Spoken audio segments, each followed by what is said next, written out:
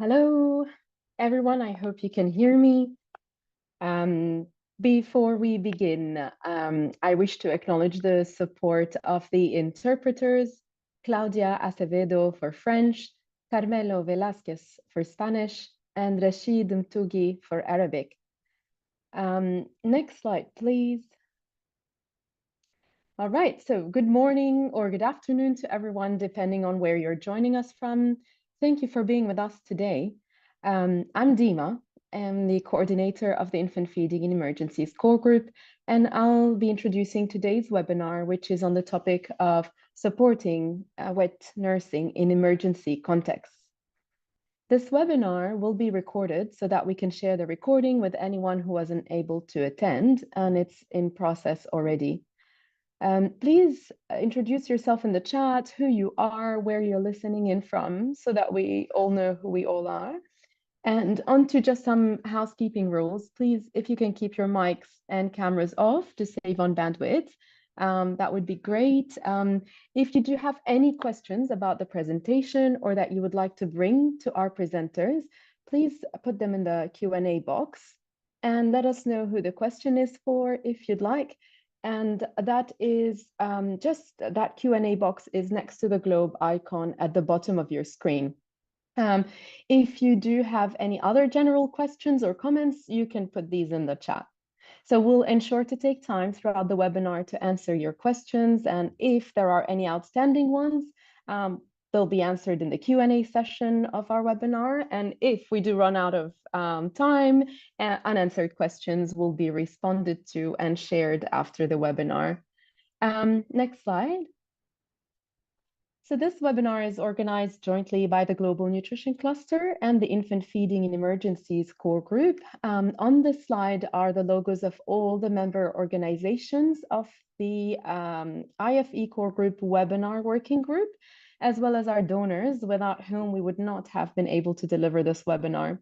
I'd like also here to take the opportunity to extend our thanks to our colleagues Miriam Yanakis from the Global Nutrition Cluster and Holly Roughhead from the Emergency Nutrition Network for all the technical support they've provided to make this webinar work. Next slide, please. A quick overview of the Infant Feeding in Emergencies core group.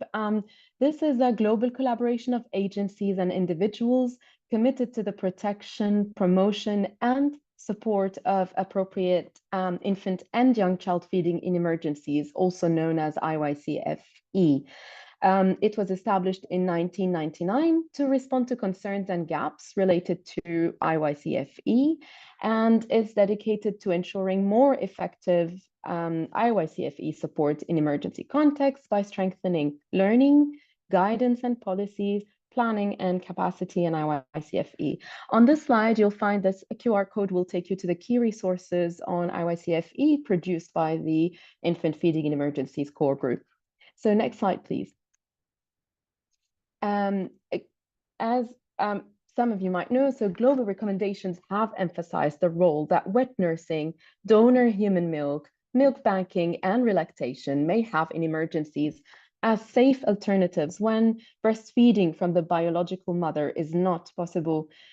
However, gaps in guidance and programmatic recommendations related to wet nursing in emergency contexts were identified, and those were limiting efforts to promote and support this practice, especially in contexts where it could be acceptable and practiced by the communities.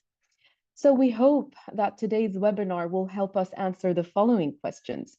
What practitioners, breastfeeding counselors, emergency responders, health and nutrition managers, programmers, and policymakers need to support wet nursing? What are the barriers and facilitators based on their experience? And what else needs to be done so we can support wet nursing? And how will the upcoming guidance help in our work setting? So next slide. The agenda for today's webinar will include presentation by UNICEF, which will highlight sections of the new upcoming guidance on wet nursing in emergencies, and that will be followed by a presentation by Arugan on their experience in supporting wet nursing in emergencies in the Philippines. We will then join an interactive session and initiate a conversation on how to disseminate and put the new guidance to practice.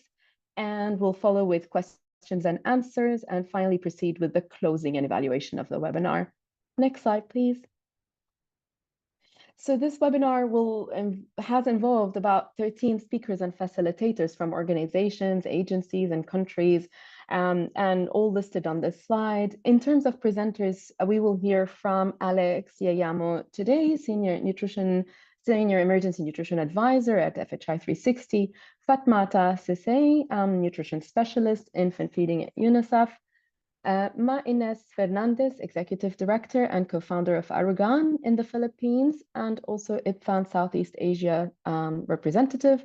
We'll hear from Dr. Bindi Borg, independent IYCF practitioner and researcher, Isabel Modigel, independent IYCFE specialist and consultant with UNICEF, and Peggy Konigsbuer, independent senior advisor, nutrition and SBCC. You will also find the names of facilitators as well behind the scenes in the chats and the Q&A as well from many of us today. So without further ado, I will now hand over to Fatmata and Isabel for the presentation from UNICEF. Thank you. Next slide. Thank you so much, Dima, for that introduction. Colleagues, welcome all again. Today, we are excited to share with you insights into the new operational and technical guidance on supporting wet nursing in emergency settings, which was developed by UNICEF and the IFE Core Group. So for today's session, we will explore why and how this guidance was developed, its global significance, and what you can expect to find inside the document. So to get you excited. We will also highlight some key next steps in terms of its finalization and dissemination. Next slide, please. Next. So the need for a clear guidance on wet nursing became evidence as we face increasing emergencies globally, where infants' access to safe and nutritious infant feeding options are compromised. This guidance really aims to address these critical gaps, ensuring that every infant has the potential for a healthy start in life, even during emergencies. As we all know, wet nursing is not just a historical practice, but it's also a life-saving intervention today. And then it's also very important to operationalize global guidance and standards, as well as recommendations that support wet nursing in emergency settings, especially for infants who do not have access to their mother's own milk. Next slide, please. So just to give a brief highlight here about why we are doing all this, we all know the importance of breastfeeding in emergencies is well established. Infant and young children, we know, are vulnerable, especially regarding their feeding, and the younger the child, the more at risk they are in emergency settings. And breastfeeding offers protection against several of the most significant risks faced in emergency settings. And these are all very well documented. And if you want to ask, what's really the feasibility of wet nursing compared to other methods? We all know that wet nursing confers many of the same protections as maternal breastfeeding, and in most situations, is safer compared to using BMS in emergency settings. And wet nursing can be valuable and more feasible infant feeding option during emergencies compared to other feeding options, such as express breast milk, which requires appropriate storage and transportation and can be problematic in emergency settings, relactation, which we all know takes time. Of course, it can be fairly straightforward for some women, but for others, it may require intensive skill support. And then human milk banking, we all know requires a lot of processes, including hygienic handling. And then, of course, BMS, I don't need to re-emphasize, can be a last resort for non-breastfed infants, but sometimes it comes with a baggage of issues. So in terms of the wider benefits of supporting wet nursing at scale, we know that supporting wet nursing is important because it also strengthens breastfeeding advocacy, building community resilience, enhancing mental health and psychosocial well-being, as well as empowering women. Next slide, please. So just to reiterate and assure us all that our guidance aligns with UNICEF and WHO global standards and the IFE core group operational guidelines, which support the use of wet nursing when an infant cannot be breastfed by their own mother. The IFE core group's operational guidance on infant feeding in emergency really directs respondents to intervene to protect and support infants and children who are not breastfed to meet the nutritional needs and minimize the risks. It clearly states that when an infant is not being breastfed, we should explore in priority order the viability of relactation, wet nursing, donor human milk, all of this informed by cultural context, acceptability by the mothers, and availability. And then BMS is a last resort, which can be provided accompanied by an essential package. There are also other additional guidelines that support this. You know, the directive to support wet nursing during emergencies is also echoed by the SPARE minimum standard for humanitarian action, as well as the UNICEF WHO 2018 operational guidance on HIV and infant feeding in emergencies.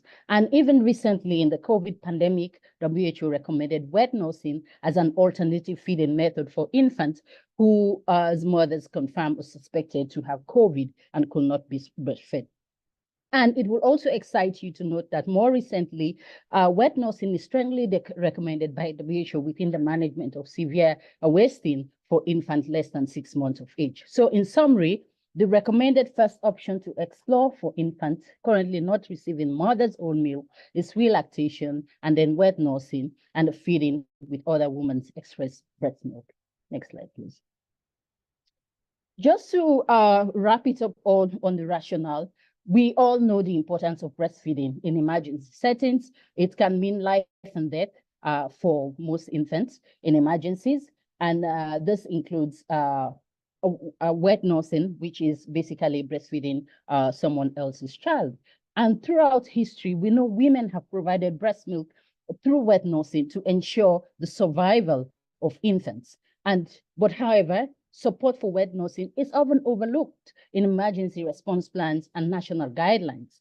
So in 2019, a report came out from Save the Children through the Rohingya response in Bangladesh, stating clearly that support to the non-breastfed child through wet nursing and relactation were being challenged by a lack of relevant operational guidelines. And this was also re-emphasized in a review and recommendations, which were summarized in a field exchange report in 2019.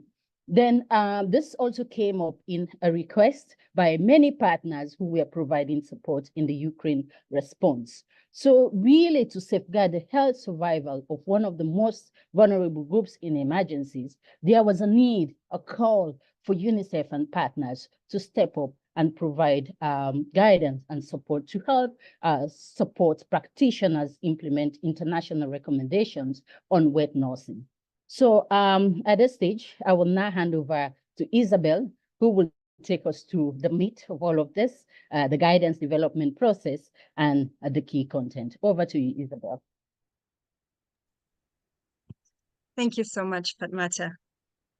So the operational guidance on infant and young child feeding in emergencies instructs us to assess the feasibility and the cultural acceptability of wet nursing at the start of an emergency. But how exactly should we do that? And should wet nursing programming even be considered for an emergency affected population practicing Islam and milk kinship? And what about if the HIV prevalence is really high? So these are some of the common questions which we set out to answer with the guidance.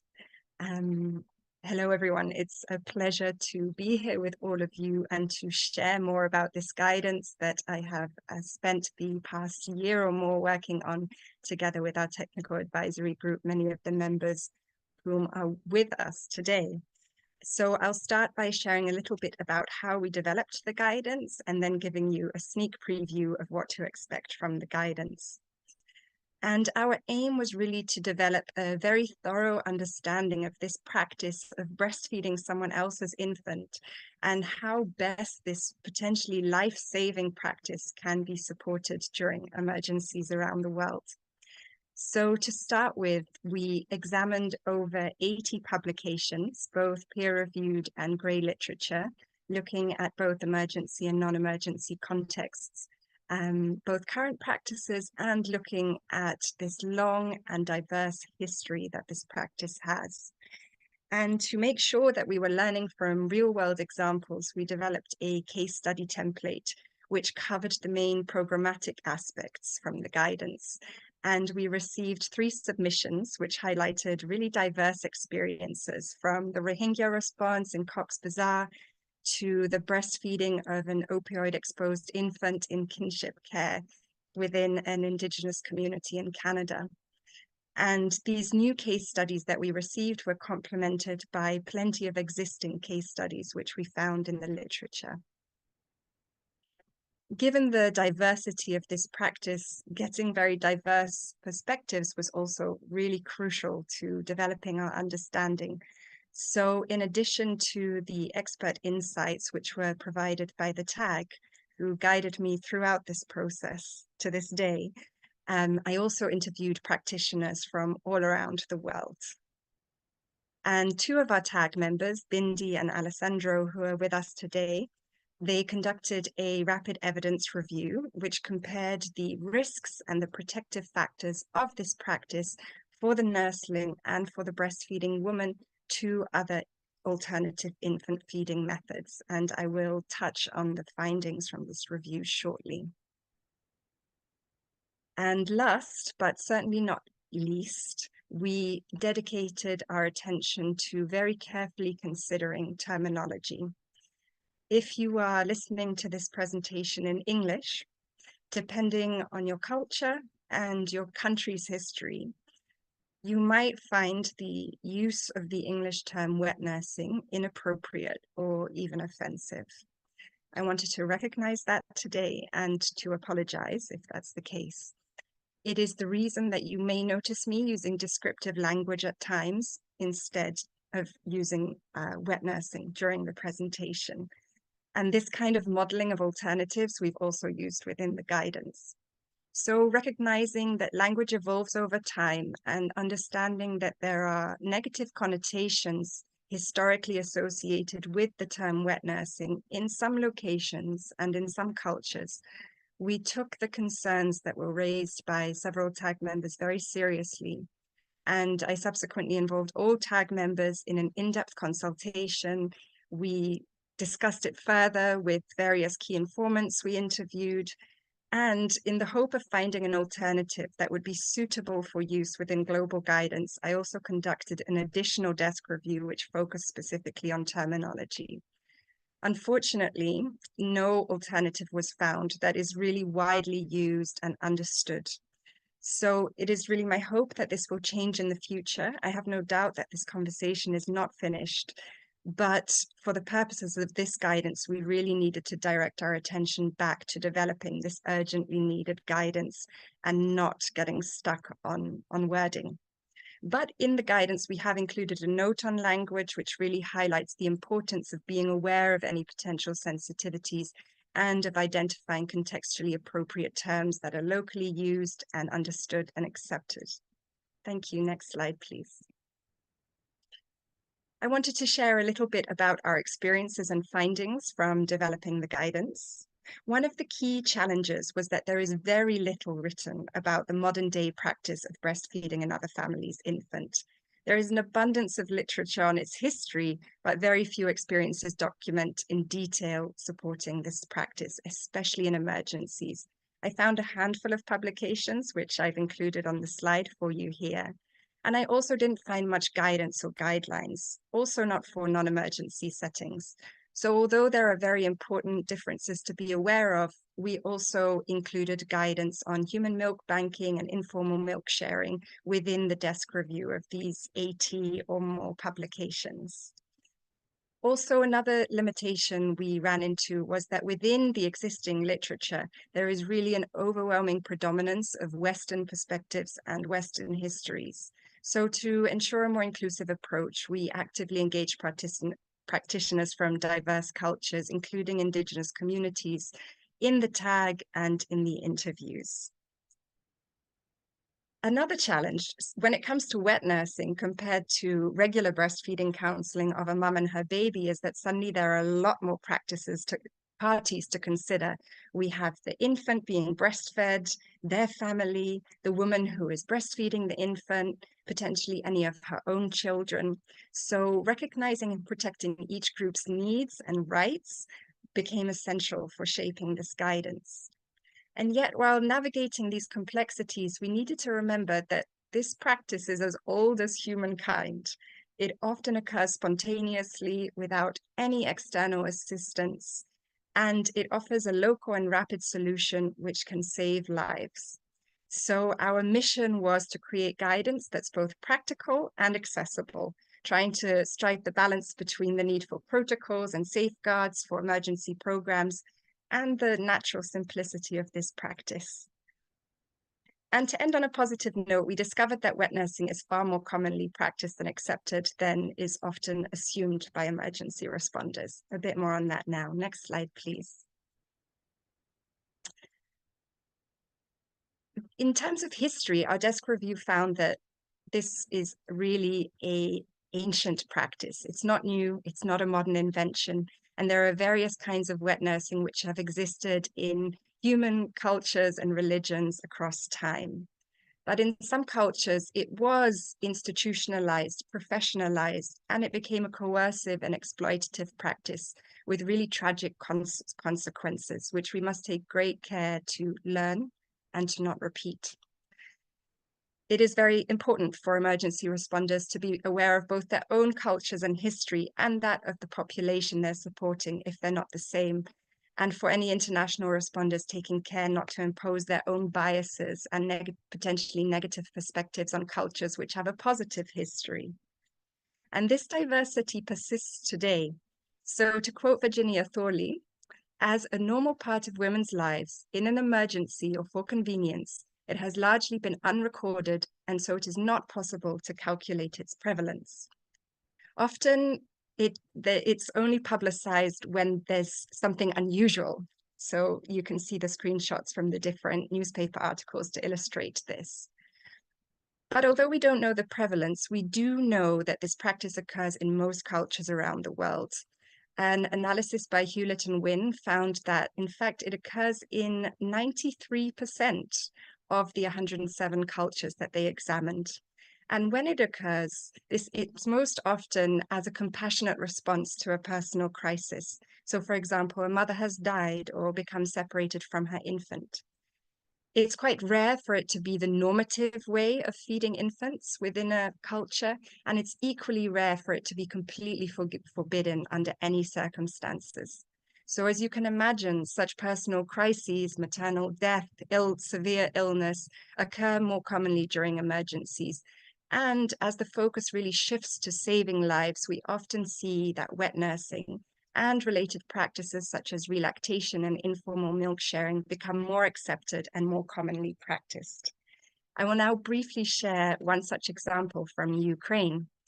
I won't go through everything, but direct you instead to the recent case study on this, on lessons learned from the Ukraine response. But what to point out was that pre-crisis interest was quite low. And I was one of those who was involved in the initial international response. And wet nursing was left out from the international guidance, including the joint statement, because there was a fear that it wasn't culturally accepted, that it wouldn't be suitable because of the high HIV prevalence. And so it was left out. But in fact, it did occur. A notable case was from Mariupol, during the besiegement, where breastfeeding women were viewed as the critical source of nutrition and food security by the community. They were hidden in the best hiding places and fed both infants and older children. So this really highlights the need for guidance, because at times this was not done because there were concerns about safety or not knowing how to support it properly. Next slide, please. I will move more quickly. I've noticed the time. The rapid evidence review also confirmed that all forms of breast milk feeding are safer than BMS. And in most situations, specifically, wet nursing is safer and more beneficial than BMS, especially in emergencies. We do acknowledge the limitations. This was a rapid review that focused on existing narrative or systematic reviews, and a more robust and in-depth review is recommended in the future. Next slide, please. So that was a bit of background. And now there are just 2 or 3 slides on the guidance, just to introduce you. The guidance provides technical and practical advice on why, when, where, and how to support wet nursing. And it's primarily intended for emergency response, but it also applies in non-emergency settings to enhance resilience and preparedness. And it really aims to systematically increase access to breastfeeding for infants and young children by normalizing the use of another healthy lactating woman to feed an infant in need, and by guiding at-scale support for wet nursing. But it can also be used for individual case management. It focuses on situations which are typically encountered in emergencies, within which wet nursing is considered urgent and important for child survival, recognizing that there are many different reasons why wet nursing occurs. And lastly, we define wet nursing as an altruistic practice and a compassionate act, not as a commercial occupation. You can see the audience below. And here just to say that there are different chapters which speak to different audience members. Next slide, please.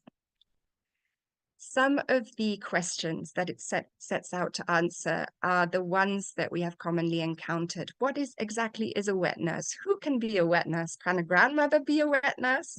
And how might we find a wet nurse? And if we found a potential wet nurse, how can we maximize the chances of success and minimize risks? Does that involve screening? What should we screen for? So you'll find guidance on all of that in the upcoming document. Next slide, please. So lastly, just to give you a top-line overview of the guidance, as I mentioned, different chapters speak to different audience members. There is guidance in there for IYCF counselors and other frontline workers on really how to establish wet nursing and get it set up for success. And on the right-hand side, you'll really see how in what detail we go. Providing a step-by-step process from identifying the need for wet nursing for an individual infant to supporting an informed decision-making process, to initial counseling to really maximize the chance of success, to minimize risk, including through referrals to other sectors, and then continuing to support through monitoring and follow-up and ongoing skills support. That is the guidance. Screening was an absolutely key issue that came up. And so for that, a complementary screening tool was developed by Save the Children. I'm going to hand over to Fatmata to tell you more about that. Thank you, everyone. Thank you so much, Isabel. That was really brilliant. Next slide, please. So in the interest of time, I'm just going to point out that be expecting this tool, which was developed with TAG of specialists and frontline colleagues from the IFE core group, as well as women-led organizations. This was led by Save the Children, and it has been piloted in 3 countries, Nigeria, Bangladesh, and Somalia. And then the feedback that has been received so far is being used to finalize the tool. The final tool is expected by the end of May. Next slide, please. So in terms of next steps, quickly, I'm sure you're all excited and want to see what next is here with the guidance. We will finalize and disseminate this guidance by the end of Q2. And then Save the Children, as well as TAG members, will also work on finalizing the screening tool, which is a complementary tool to support the implementation of the guidance, especially with screening. And then in terms of knowledge gaps, so far, we have identified, as Isabel mentioned, desk review conducted by Isabel and the rapid evidence review, which was conducted by Bindi and Alex, thanks to you. But given the deeply rooted issues, religious beliefs and socio-economic, cultural issues around infant feeding, especially wet nursing, we acknowledge the need for further research, and we hope that partners will take this up and support more evidence review as well as research around the subject. And then we will continue to talk, converse about the terminology. As Isabel has already explained where we are on this, we will continue to advance on this. Next slide, please.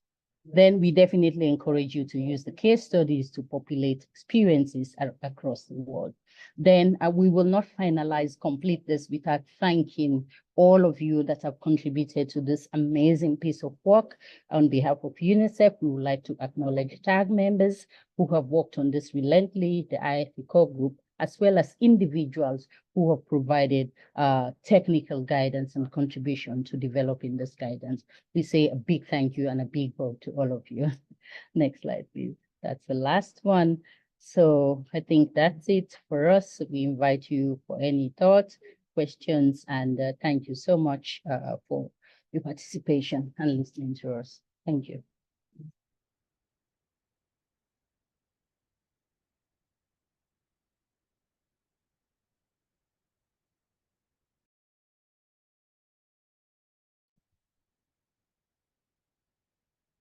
Thank you very much, Fatmata and Isabel, for this rich presentation. And I think we will now hand over to Ines Fernandez from Arugan.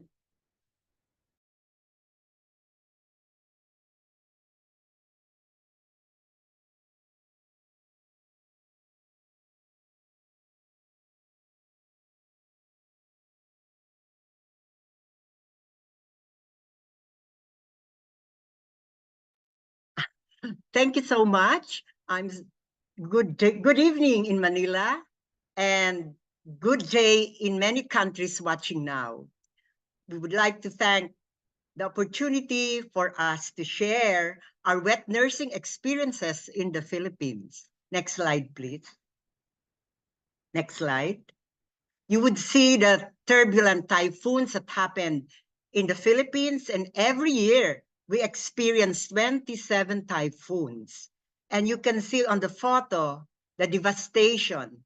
But you will look at the tent, an imported tent that was donated. We were thankful, but it was so pitiful because it's not appropriate to a tropical country where after a very strong typhoon, there are intermittent storms that follow in the evening. And this tent becomes a waterbed. As a consequence, the children, the babies became sickly with respiratory ailments. Next slide, please. Next slide. The mud floods of this disastrous typhoon is also very dangerous, especially for women with children. And anyone who fell on the mud flood could not recover and get up. Next slide, please. The Arugan BEST team, we are 50 on call, ever ready at any time for emergency rescue. And WHO funded our project, Breastfeeding Response, to 2 islands that were really devastated and ravaged, and nothing was left in that land except a few of the residents. And WHO told us that there are 40 pregnant women to save based on the study, but there we didn't find a pregnant woman because they were the first one who was washed away by the tidal waves. And we brought our paraphernalia, the kitchenwares, and our marketed food because there is nothing to feed except ultra-processed foods, which doesn't help. Next slide, please. And we cook at 3 a.m. to feed 500 moms with babies and children every day. Next slide, please. In this slide,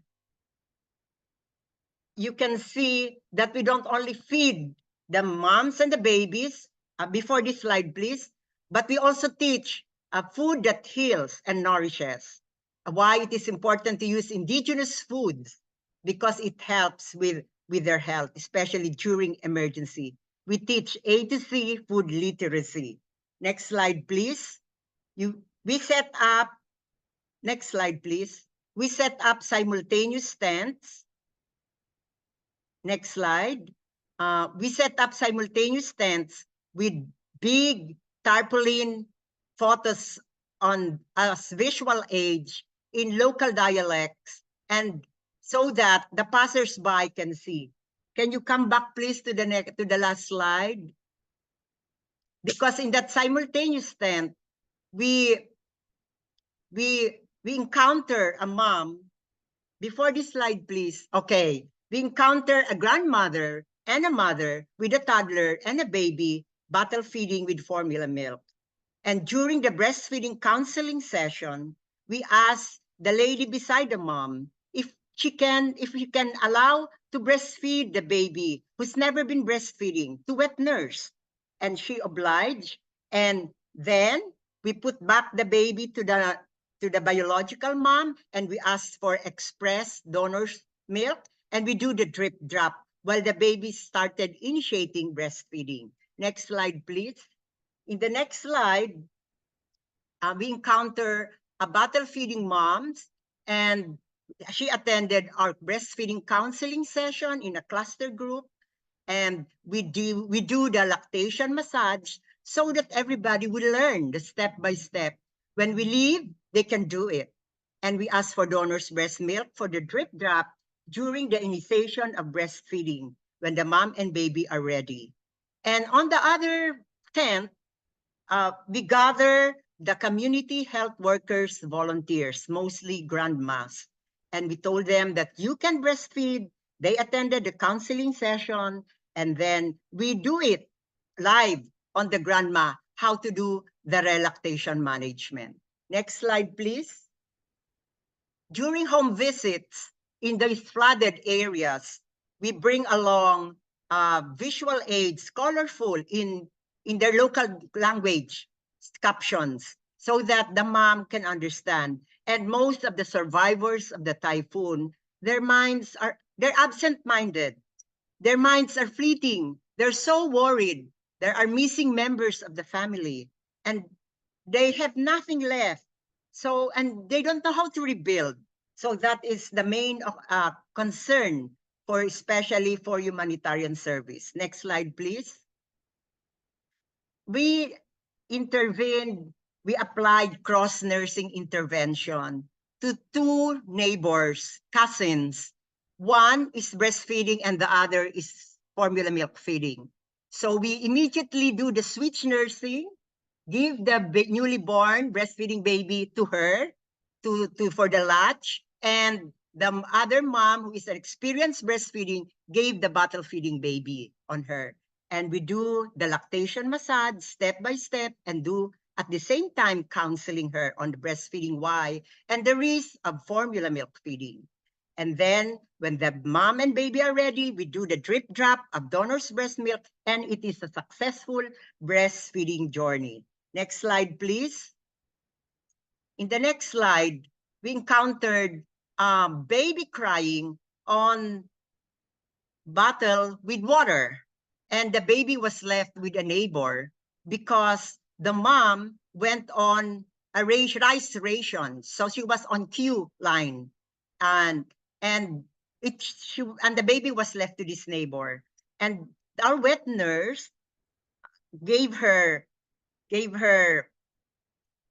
wet nurser, our breastfeeding counselor, wet nurser, and the mom came, and they both were so grateful when we were explaining why it is necessary. Next slide, please.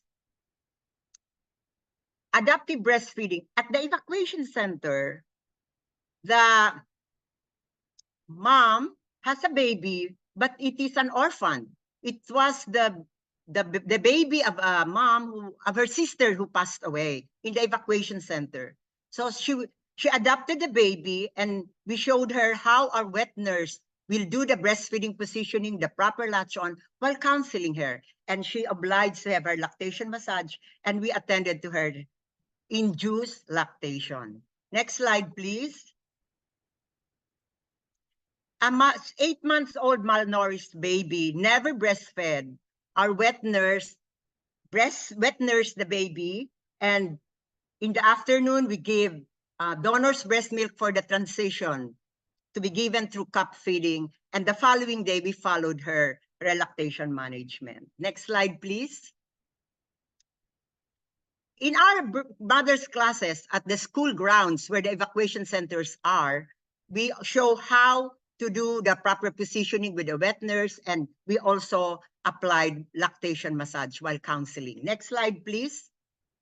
In this photo, the fathers asked us to help them teach how to do lactation massage because their wives or factory workers were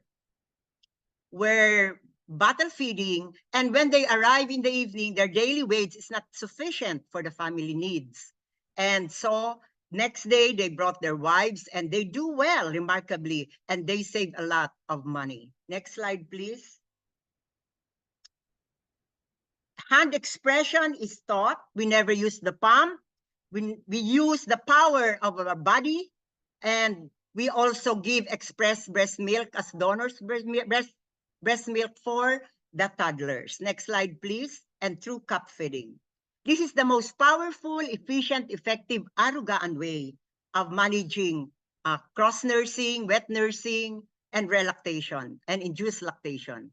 The mom in red wished to breastfeed, so she borrowed the baby from the mom who is expressing her breast milk so that she can wet nurse, while her baby, who is bottle feeding, was wet nursed by the lady in blue blouse. And her baby is being taken care of the other mom. So 1, 2, 3, 4, 5 is the most effective way in less than an hour for this wet nursing and relactation.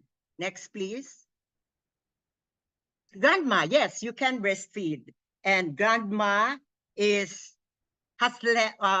was so shocked when she woke up. She had the twins grandchild left by her daughter, and she called for help at the health center for formula milk, but we were there. So in 30 minutes, her breastfeeding hormones was released, and it was successful. Next slide, please. The most touching is the center, the sanctuary for abused babies and children. They were being sold at the bus station. We found them in the dog cage house. They were physically abused. And so the owner, who is an environmentalist leader, asked our mother support group to send them 8 wet nurses for the daytime, and 8 wet nurses for the evening. And they were paid well. And the baby were recovered, were nurtured, and are now so healthy that they were adopted by wealthy families. Next slide, please. Next slide. The next slide is you will meet. Next slide, you will meet our heroine wet nurses. They were 16, and they brought along their biological babies while wet nursing the emaciated malnourished babies at the Bantay Bata Center Child Watch. Next slide, please. In our Arugaan daycare, we have wet nurses. Next slide. We have wet nurses staff in support of working women. We operate our creche from 7 a.m. to 7 p.m. Monday to Friday to support working women who are breastfeeding in the evening. Next slide, please. And next slide. I walk the talk. And you see, wet nursing is inscribed in the Philippine laws. So let us not blame and shame the mom. Let us tap our natural wealth, our breast milk, our human milk. Next slide, please. I walk the talk, and at 60 years old, in the next slide, you will see me wet nursing. Next slide. This is me. At 62, I wet nurse a 1-year-old baby. At 64, I wet nurse a 2-month-old baby enrolled in our daycare because our wet nurses were absent. So we took over in that powerful role of wet nursing. Thank you. Maraming salamat.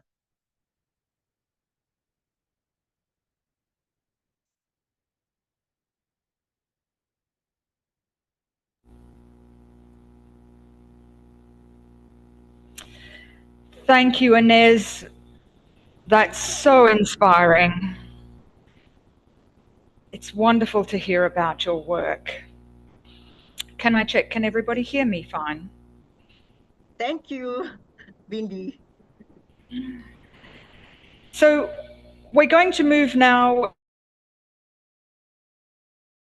into 30 minutes of interactive session. And this is the time where we want to hear your experience and your ideas. We're going to be using Menti polls and short responses, and you can respond in the language that you prefer. You can respond in English, Arabic, French, or Spanish. To use the Mentimeter, you can visit the link in the chat. So go to the chat and you'll see the link. You can use that on any browser, computer, tablet, phone. If you can't access the chat, you can visit menti.com. That's MENTI.com. And you can use the code for today's call. The code is 87998650. That's 87998650. Or you can also use the QR code on the screen.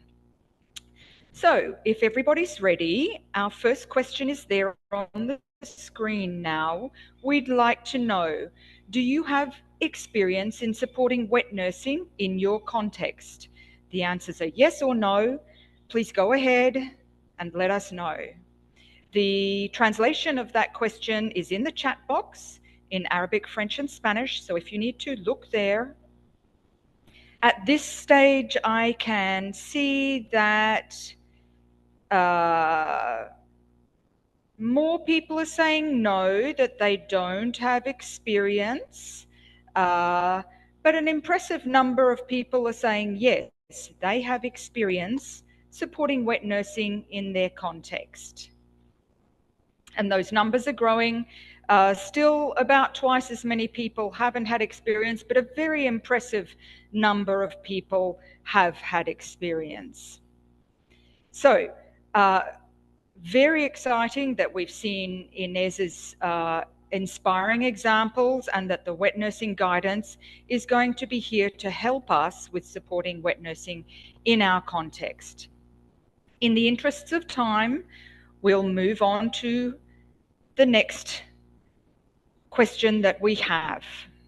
So in 2020, there was a review of 25 countries, and they found no wet nursing regulations or guidance. Inez has told us that there is guidance in her setting in the Philippines.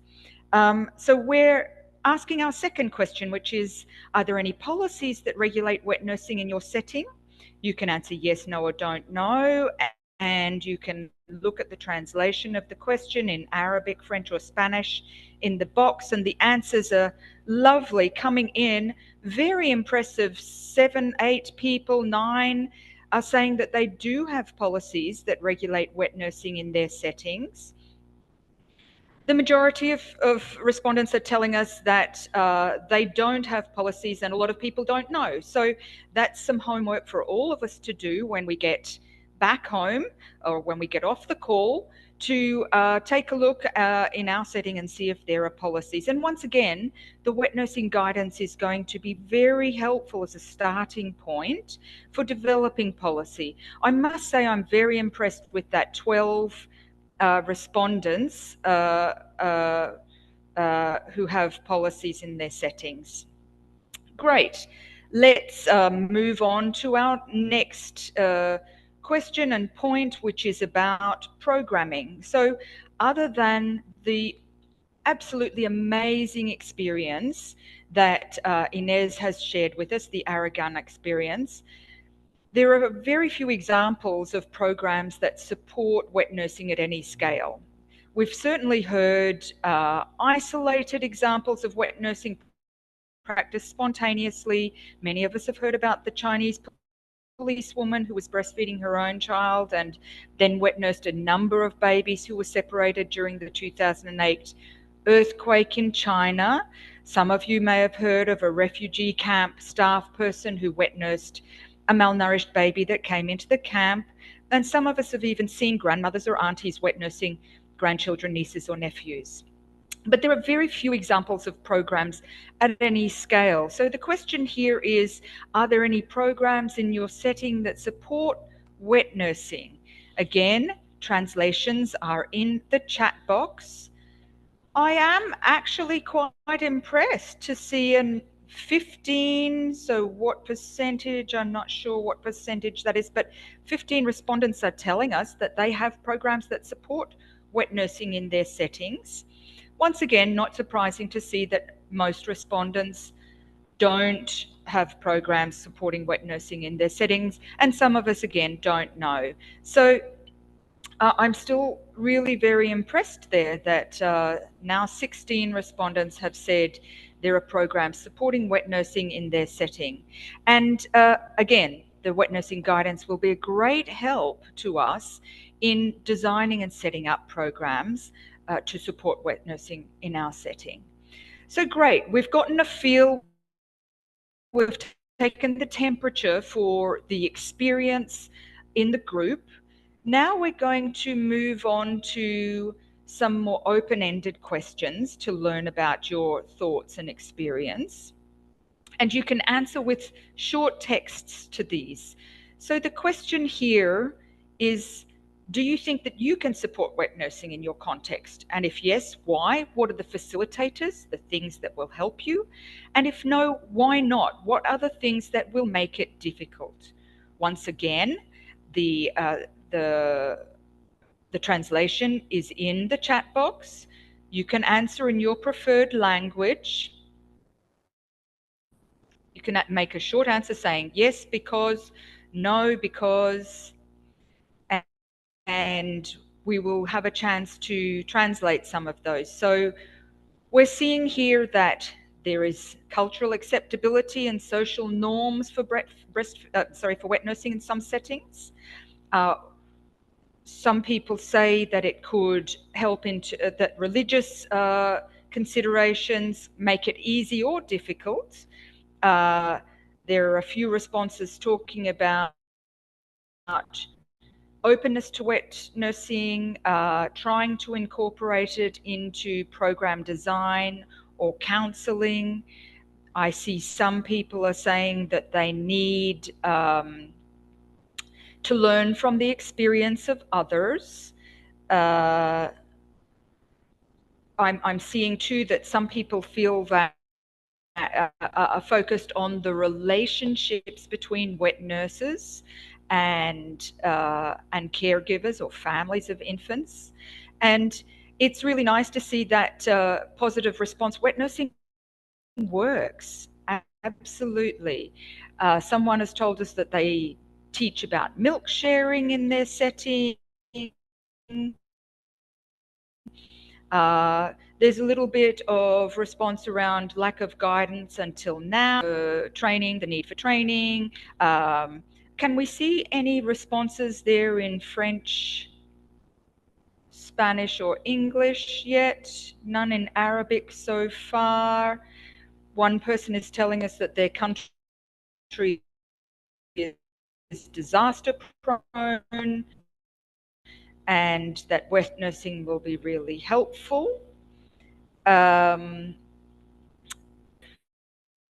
Religion, or particularly milk siblingship, I think this refers to, is making it easier or harder. So in settings we have even the same factors that can be facilitators or barriers. One person here is talking about criminalization of contamination or disease, and that's certainly in some settings a risk and something that needs to be thought about. We're seeing there that we need to get governments on board. Again, donor milk policies around pasteurization or not. So there are some existing regulations and protocols in some settings that make it easier or harder. Seeing there that there needs to be some discussion with professional bodies and ministries of health. Are there any answers that have come in Spanish or French or Arabic yet that we would like to see? Just yes, one in Spanish. Seeing that one answer is that yes, it's possible. Please go ahead, Peggy. Yeah, sorry. Just one responding very enthusiastically that this is a fantastic option to infant formula feeding. Yeah.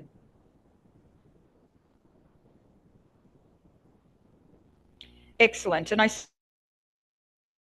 see one response in French. There's the related to risk of transmission of disease. That is something that definitely needs to be considered in any programs related to wet nursing. Okay, look, we've got some wonderful answers there, and we are going to be collating those answers and learning from your thoughts and experience. But in the interests of time, let's move on to our next question.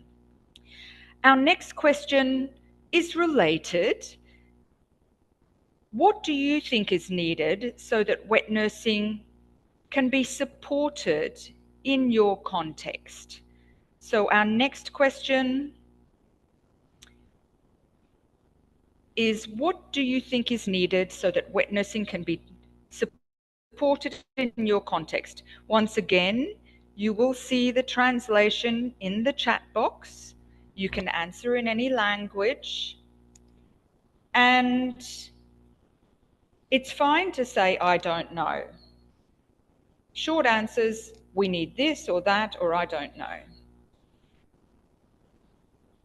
So I'm not seeing responses coming up there yet.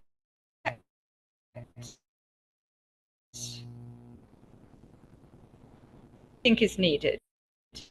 And some very interesting responses around education awareness, endorsement of health boards, policy and support that goes down to frontline health workers. There are things related to safety, which I suspect is comments on disease there. Changes in social attitude. There's one very personal, and I think this relates to breastfeeding too, prioritization of looks over baby's health. There are a very interesting comment around educating journalists, which also applies to breastfeeding, capacity strengthening, normalization of wet nursing.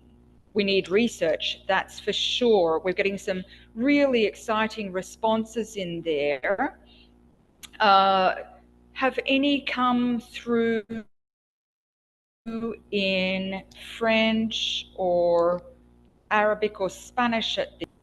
Those of you who are speaking those languages? I see Bindi. approval by professional health associations.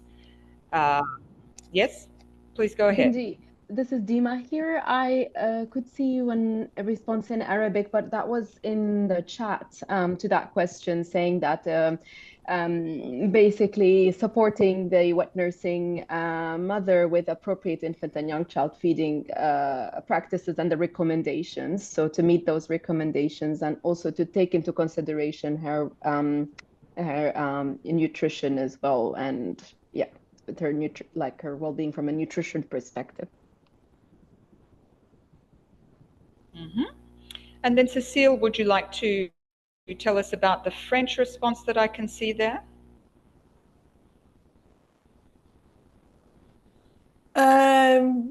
Sorry, can you scroll? Sorry, I lost track. Yes, this one. So this is a complex one. This is a situation whereby babies would be considered as brothers and sisters. And there would be implications on sorry, I'm blinking on the translation here. Yeah, so there are implications, big implications. I can help with that, Cecile. Take into account. Excellent. Yes, and that I think refers to milk siblingship.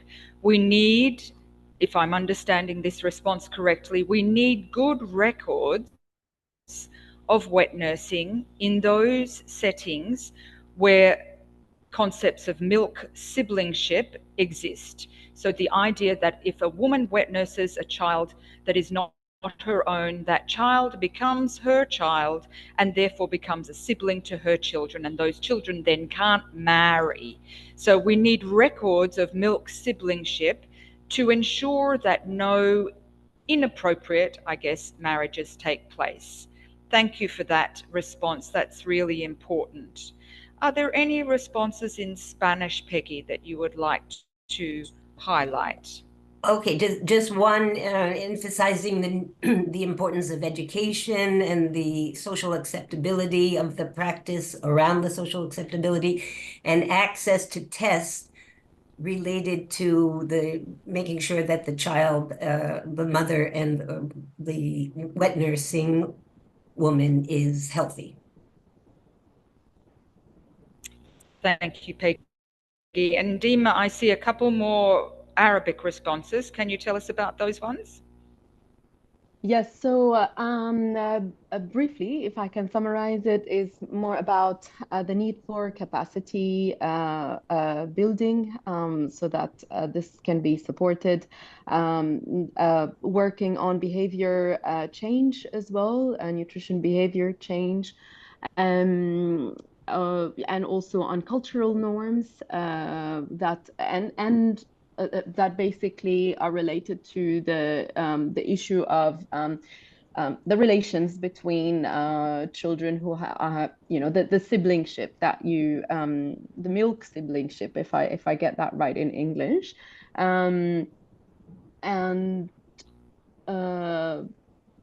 yes, and basically documentation as well. So having a system where this could be documented, and having the wet nursing, documented, and the children as well who would have been wet nursed. I hope I did. Fantastic. Thank you, Dima. And I see, Pushpa, in the chat, you have asked a question about milk siblingship. Would you kindly pop that question in the Q&A, because there will be someone who can respond to that in the Q&A. Someone has pointed out the importance of images and being very careful with our images around wet nursing or breastfeeding.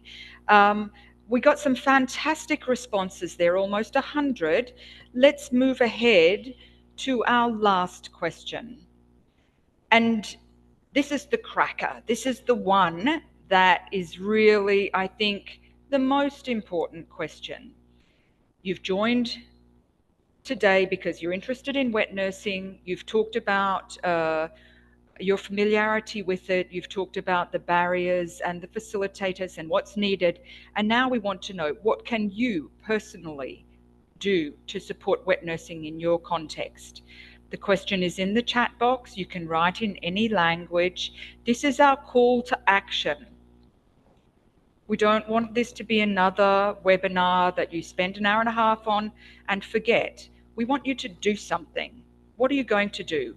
What's your commitment, however big or small, to support wet nursing in your context? And one person, I think it's a few people are saying, we just need to keep talking about it and counseling about it and encouraging mothers to do it and highlighting and normalizing it. Some people have talked about being champions and advocates. Others are writing there that they need to build capacity and to coordinate. A very lovely answer there, educating health professionals and also journalists who can be our friends but can also make it difficult to do our work in wet nursing and breastfeeding. Incorporate wet nursing into training. Lovely, lovely personal action there. Be ready to relactate or to be a wet nurse. That's great.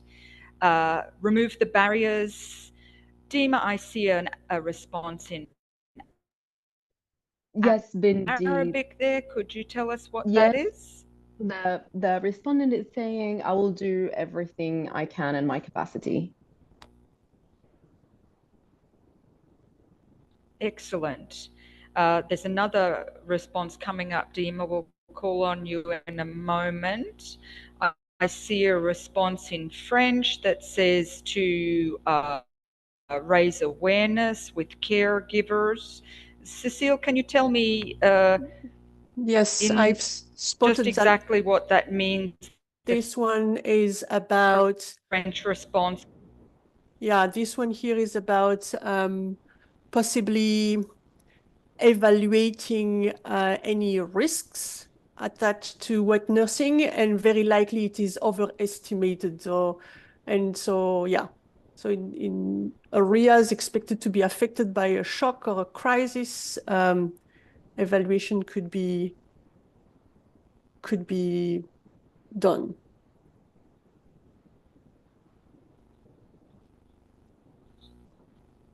Excellent. And I think that respondent is confirming what Fatmata said in her presentation, that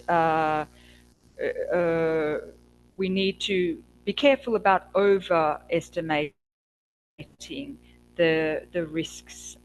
So thank you for that. I see some more Arabic responses and one Spanish. Peggy, would you like to tell us about that response? There's someone mentioning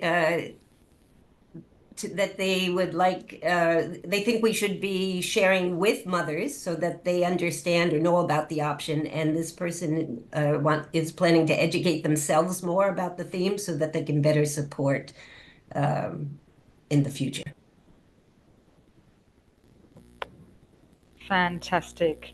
And I see some excellent thoughts on approaching government submissions. I see one about a milk center in Malaysia.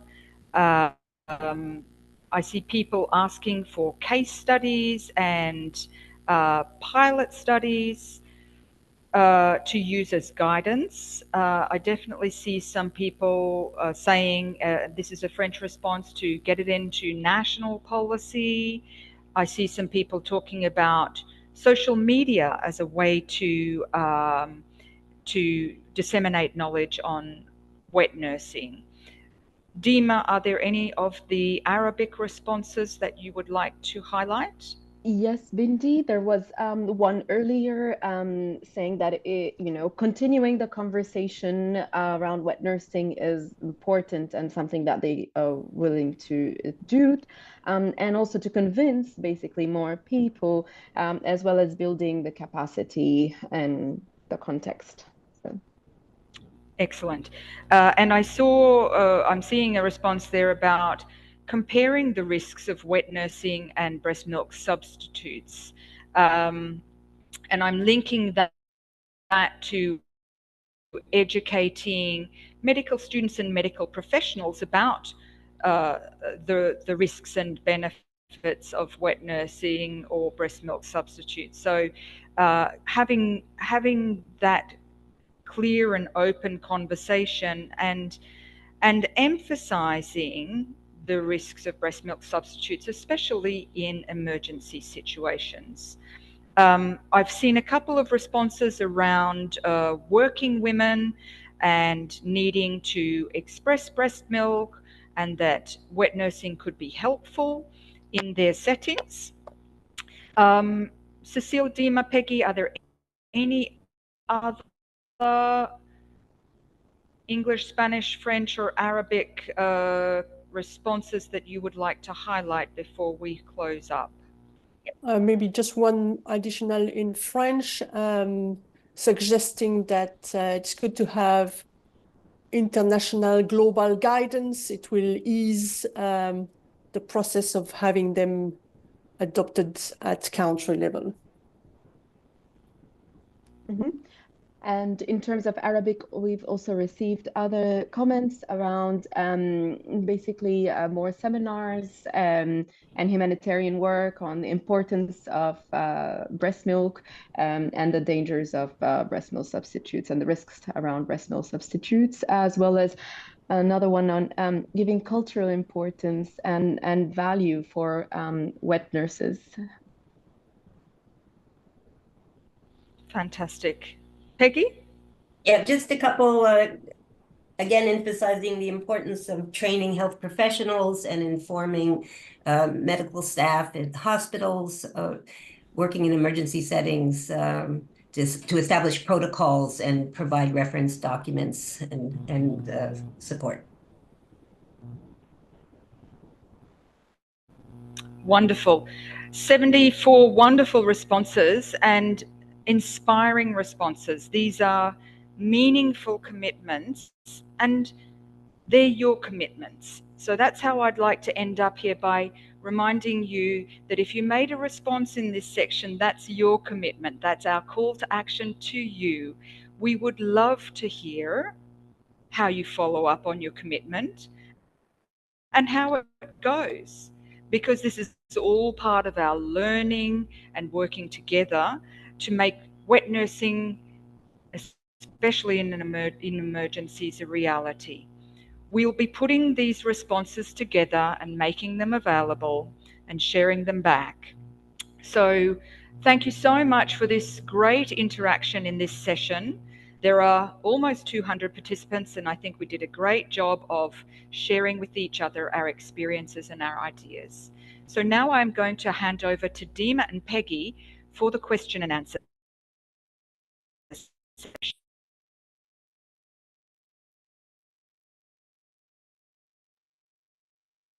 Thank you very much, Bindi, and to everyone for your contribution and engagement. That was very interesting. We do have quite a few questions that we could ask our speakers. Peggy, would you like to go ahead and ask the first question?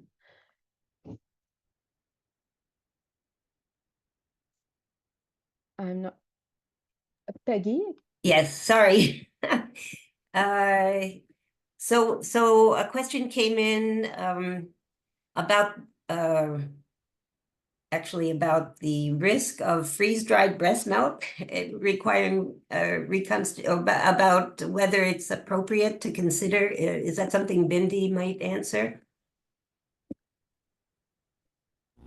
Sure. So the question was about whether it's possible to use freeze-dried breast milk. And as a brief answer, I think we can say that freeze-dried breast milk requires reconstitution, and therefore it has the same challenges and risks as formula milk powder, especially in an emergency setting. And I would add to that that wet nursing and breastfeeding is also more than that. We know it's more than that. We know that it has benefits to infant health and development, that beyond the protection from infection. So my short answer would be that if I was choosing between the option of freeze-dried breast milk and wet nursing, in most cases, all things being equal, I would go with wet nursing. Thank you. Thanks, Bindi. Okay, there's another one from an anonymous participant. What do we do if we see that wet nursing is already occurring without facilitation? Isabel, is that something you might answer? Yes, sure, I can give it a shot. So this happens a lot, that wet nursing is occurring spontaneously when we see a baby in need. The most important thing, I think, is to step out of the way if we are not properly equipped and capacitated. It is very often unfounded fears that undermine breast and wet nursing and discourage it unnecessarily. So the first thing is just do no harm. And then if you are equipped to support, then you could see what might be needed. For example, especially in an emergency, families might not have access to the usual sort of screening methods that they would use. So you could help facilitate that, for example, or offer counseling. Really just seeing what is needed, very similar to any other breastfeeding counseling support. Thank you. Thank you, Isabel. Thanks, Isabel. Yes, we also had another a question from someone anonymous, and that possibly maybe Fatmata or Isabel may be well placed to answer. So, as a health promotion program, like in health promotion programs, how would wet nursing programs be evaluated? Yeah, I can take that. Thank you so much, Dima. I think as in any other program, wet nursing needs to be evaluated. It can be a standalone program, or it can be integrated into existing evaluations. This all depends on the benchmark, the indicators that are set out at the beginning of the program to assess quality of program, success, progress, and challenges. So I will fully endorse here that it's important to be evaluated, but also depending on the benchmark indicators that are being used, and also important to consider whether this can be integrated into existing infant and young child feeding programs, or a vertical program that is being run by partners, as in most cases. This is what we see happening in the field. But it's the onus also of governments to take the lead in all of this. And if governments take on a large-scale evaluation of infant and young child feeding programs, I mean, wet nursing should also be integrated. Thank you. Thank you, Fatmata. Peggy. Okay, great. I think this question may be for Inez. A couple of related questions came in from Brooke and Stephanie. One was about for the grandma that was able to nurse her twin grandchildren. Did she have previous breastfeeding experience? And also related to the grandma, how long does it actually take to relactate? Could you go into a little detail on that? Or were you already lactating? And this person shared that they haven't nursed in 14 years, but still get drops of milk in the shower. Thank you. Yes. With the mom who was relactated with the twins was breastfeeding her previous children, but on mixed feeding. And that was a big gap already. But because of emergency situation and her determination, when we persuade her of the importance, and it was survival. It's a matter of survival.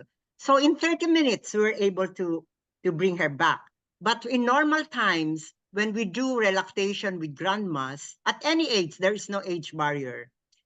In some cases, it took us like 5 days only. But because we have we borrowed a baby below 6 months so she can wet nurse during that relactation management. And usually what we do is the cross nursing intervention. So that is how long will it take. It depends also on the person's determination. But again, It sometimes just 5 days or 3 days, or in that instance, because it was emergency, it's just a day. Thank you. Thank you very much, Ines. Our next question. So someone asked in terms of the wet nursing guidance. So will these be provided, how and when? And also someone said, you know, it's something we really need, and a PowerPoint presentation outlining the guidance would be useful for dissemination purposes. And someone also saying, you know, a template for case studies, could it be provided? So I think that question will go to UNICEF, Isabel or Fatmata. Yes, I can just take it up from there. So the guidance is still being finalized. We are expecting to disseminate this by the end of Q2 latest. So once it's ready, there will be links provided to the guidance and will be widely shared for people to access and use it. And like I mentioned in my presentation, there is a case study template, and we encourage partners to use this template to document experiences around, you know, wet nursing in emergency settings. So look forward to it. We will make sure that the broadcast goes out to through the IFE core group and our other UNICEF channels, so you can all access and use it. Thank you. Isabel, please add on. Sounds good. Thank you.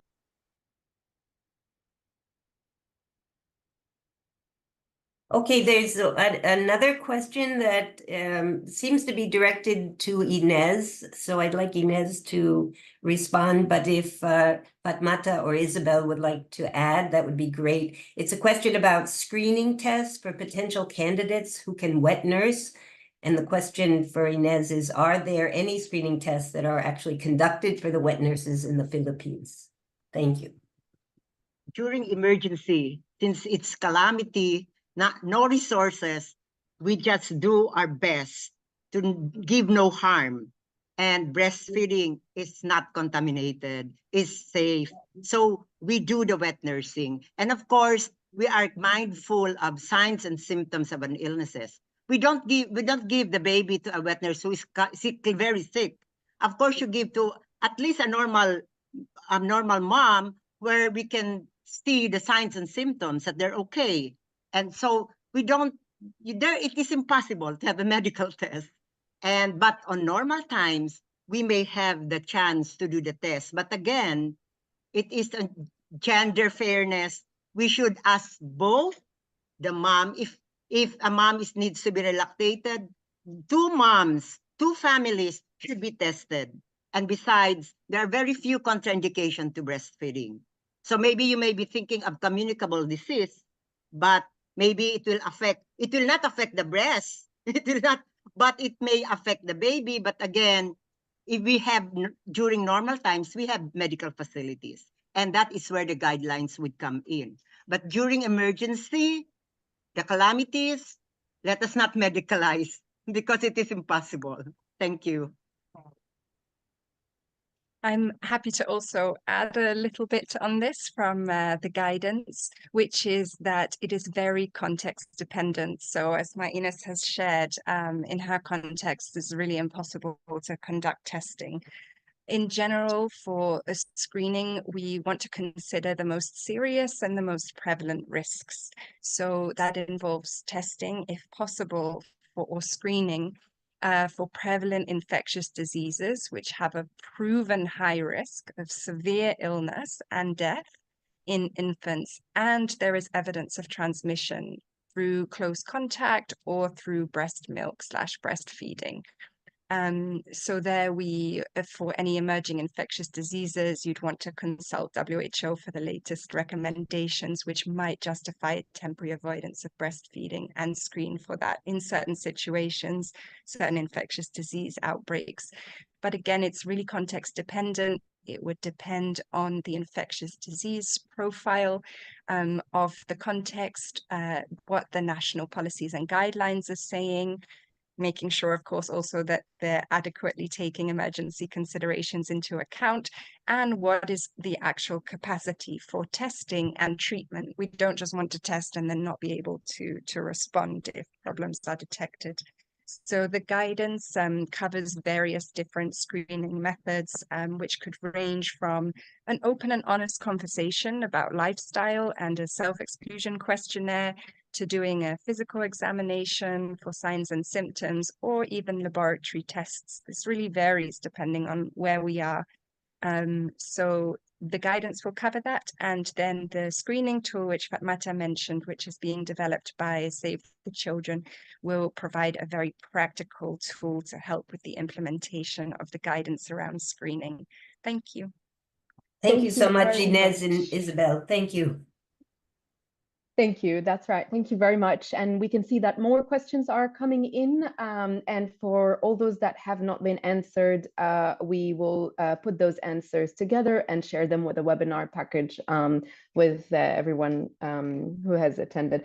So it's time to go to the closing and evaluation, handing over to Cécile. Thank you, Dima. Thank you, everyone. I hope you enjoyed this webinar as much as I did.